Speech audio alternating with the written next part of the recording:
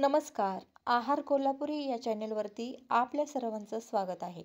आज आपण बनवणार आहोत साऊथ इंडियन डिश जी आहे सांबार. सांबार ही डिश फर्मंट केलेल्या इडली डोशासोबत सर्व केली जाते. यामध्ये शेवगा आपण शिजवून घ्यायचा आहे आणि तूर डाळ एक वाटीभर व टोमॅटो घालून छान अशी ही मऊ डाळ आपण कुकरला शिजवून घ्यायची आहे. आणि आता ती आपण रवीने एकसारखी करून घ्यायची आहे.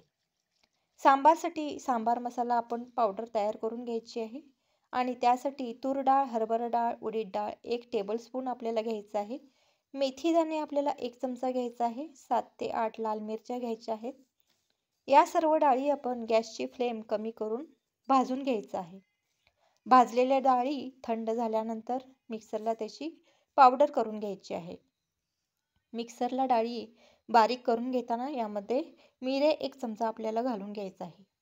आता हा सांबार मसाला तुम्ही जास्त प्रमाणात करून देखील ठेवू शकता.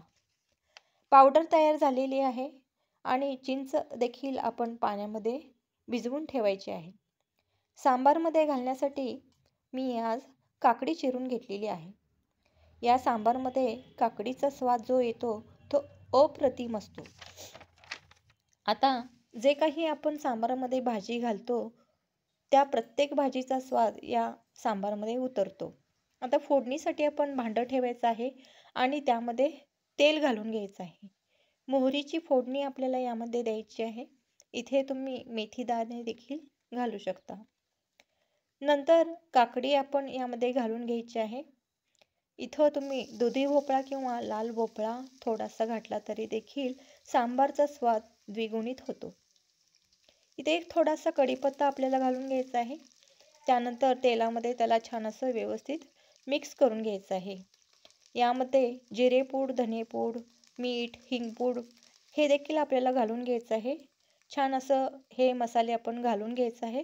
व्यवस्थित अगदी 2-2 चमचे आपण धनेपूड, जिरेपूड यामध्ये घालून घ्यायचं आहे.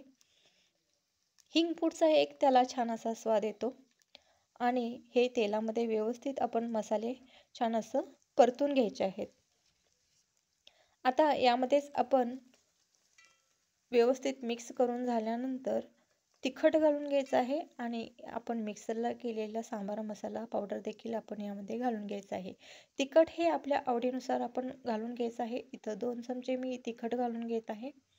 आता त्याला देखील व्यवस्थित तेलामध्ये मिक्स करून घ्यायचं आहे. अशा पद्धतीनं इथं मी 2 ते 3 चमचे तिखट घालून घेतलेलं आहे. ते तेलामध्ये छान असं मिक्स करून घेत आहे. सांबार मसाला पावडर आपण जी तयार केली होती ती 1 वाटीभर मी इथं घालून घेतलेली आहे. आता त्याला छान व्यवस्थित असं मिक्स करून घेतलेलं आहे. त्यानंतर शेवगा आपण जो शिजवला होता तो शेवगा आणि त्याचं पाणी देखील मी या फोडणीमध्ये घातलेलं आहे. यामध्येच आपण आता जी डाळ कुकरला शिजवून घेतली होती ती डाळ देखील आपण यामध्ये घालून घेतलेली आहे. आणि इथं साईडलाच मी पाणी उकळून ठेवलं होतं. ते पाणी देखील मी उकळलेलं पाणी यामध्ये घालून घेत आहे.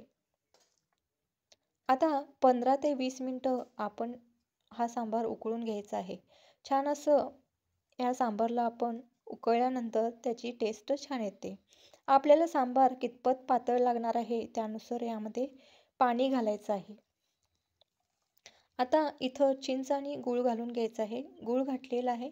चिंच आपण जी भिजवली होती ती चिंच आपण यामध्ये घातलेली आहे आणि छान 15 ते 20 मिनिटं आपण हा सांबार उकळून घ्यायचा आहे.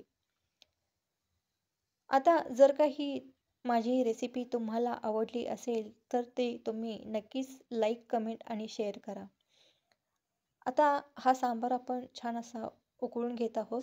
थोडंसं पाणी एक्स्ट्रा आणि थोडंसं घातलेलं आहे. व्यवस्थित असं मिक्स करून घ्यायचं आहे आणि एक 10 मिनिटं याला उकळून घ्यायचं आहे. अशा पद्धतीनं हे सांबार आपलं आता तयार झालेलं आहे. शेवटी आपण यामध्ये हिरवीगार कोथिंबीर घालून घ्यायची आहे आणि हिरवीगार कोथिंबीर व ओलं खोबरं यामध्ये घालून घ्यायचं आहे. अशा पद्धतीनं हे सांबार अगदी टेस्टी असं तयार झालेलं आहे. तुम्ही नक्की ही रेसिपी आपल्या घरी ट्राय करून पहा. धन्यवाद.